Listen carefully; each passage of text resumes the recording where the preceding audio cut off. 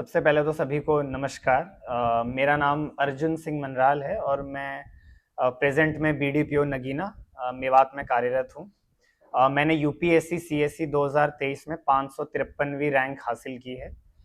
मैं अपना संक्षिप्त में परिचय देना चाहूँगा। मैं उत्तराखंड के ज़िला अल्मोड़ा ग्राम चिड़खंडा का मैं मेरी पैदाइश हुई।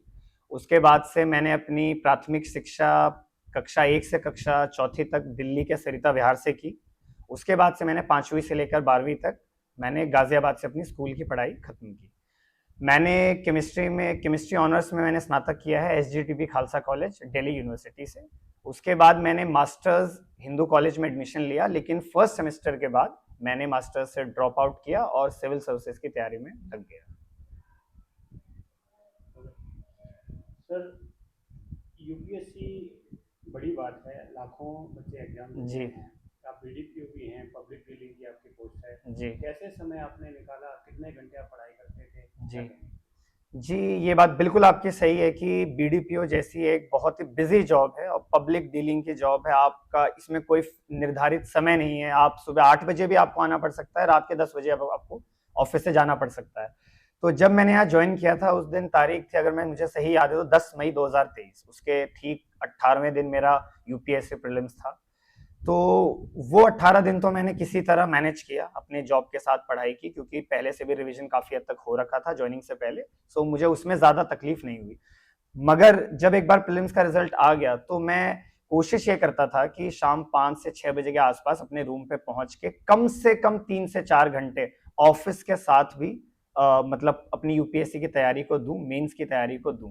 लगभग पूरा जून मैंने इसी तरह निकाला, ऑफिस के अलावा 3 से 4 घंटे।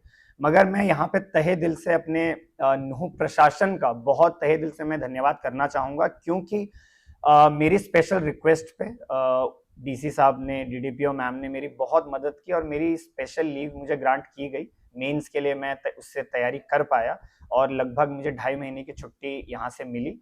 और उसके बाद इंटरव्यू के लिए भी मुझे, क्योंकि मेरा इंटरव्यू फर्स्ट राउंड में था, इंटरव्यू हमारे शुरू हुए थे 2 जनवरी से और मेरा इंटरव्यू था 4 जनवरी को।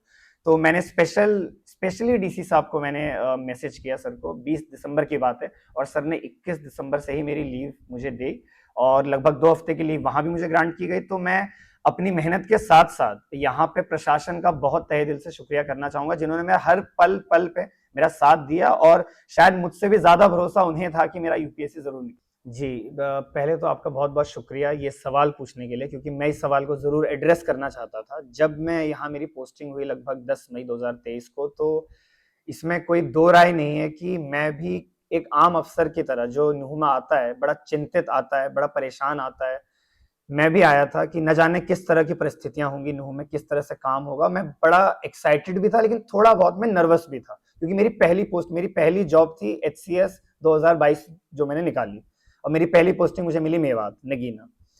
तो मैं बिल्कुल झूठ बोलूंगा अगर मैं ये कहूंगा कि नहीं, मैं बिल्कुल बिल्कुल एकदम बिना चिंता के और एकदम निश्चिंत होकर आया था।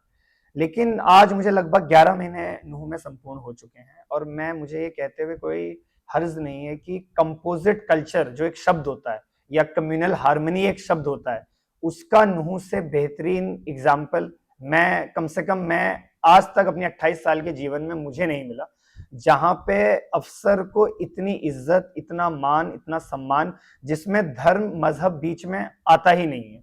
मेरे यहाँ पे सरपंच हैं, मेरा पूरा स्टाफ है, मेरा पूरा ब्लॉक है। जैसा कि हम जानते हैं नुह में जुलाई अंत में एक हिंसा हुई, लॉ एंड ऑर्डर का इश्यू जरूर क्रिएट हुआ, लेकिन हमें यह भी याद रखना चाहिए कि नुह का पिछले कई दशकों से सांप्रदायिक हिंसा का कोई इतिहास नहीं रहा है, बल्कि ऐतिहासिक तौर पे भी नुह, जब पूरा देश जलता था तो नुह हमेशा शांत रहा है। तो मैं इसीलिए हमेशा अपने सरपंचों को, अपने ब्लॉक को, मैं इनको कहता भी हूं जब हमारी इनफॉर्मल बातचीत होती है कि मेवात और खासकर नगीना मेरे दिल में बस चुका है। पहली पोस्टिंग और पहला ब्लॉग ना मैं कभी भूलने वाला हूं, ना शायद वो मुझे कभी भूले। तो मेवात का तहे दिल से, और शायद मेरी मेहनत अपनी जगह, लेकिन कहीं ना कहीं इन लोगों की दुआएं भी मेरे साथ थी, जिससे मेरा यूपीएससी रिजल्ट मैं सफल